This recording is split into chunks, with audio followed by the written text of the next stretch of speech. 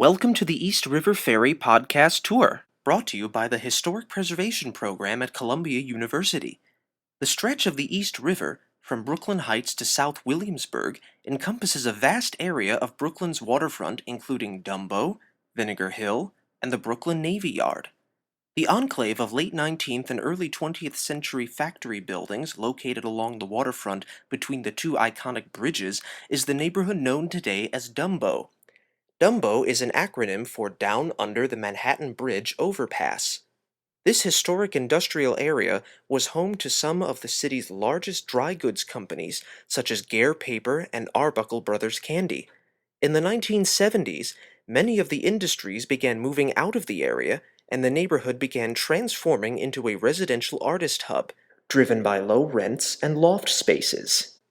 Passing by Dumbo, the ferry first goes under the iconic Brooklyn Bridge, one of the earliest steel wire suspension bridges in the U.S. Designed by John Roebling in 1883, it was the first crossing to join Manhattan with Long Island, and was the longest suspension bridge in the world until 1903, when the Williamsburg Bridge opened. The large white building just north of the Brooklyn Bridge is the Clock Tower Building, constructed in 1914 by Robert Gare.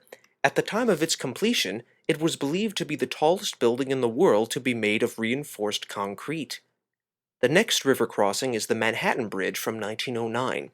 It was the first bridge to use Warren stiffening trusses and chains of nickel steel instead of woven steel cables. The architecture firm Carrere and Hastings designed elegant entrances on either side of the bridge. North of the Manhattan Bridge is a complex of large white warehouses. This was the location of Arbuckle Brothers Candy Refinery, which opened in 1887. The large brick building with white smokestacks is the Con Edison Hudson Avenue Power Station. Built from 1924 to 26, this complex was the largest steam-powered electrical plant in the world. The neighborhood just beyond the power plant is known as Vinegar Hill. The area was settled by Irish immigrants who named the neighborhood after the 1798 rebellion of Vinegar Hill near Enniscorthy, Ireland. Industry and residential life had a symbiotic relationship in the neighborhood until the 1920s, when most of the residents moved elsewhere. You will soon see a large body of water known as Wallabout Bay, which was the location of the Brooklyn Navy Yard from 1801 to 1966. During the Revolutionary War, the British Navy used the bay to imprison American patriots. During the Navy Yard's 165-year history, it became the nation's premier naval industrial facility.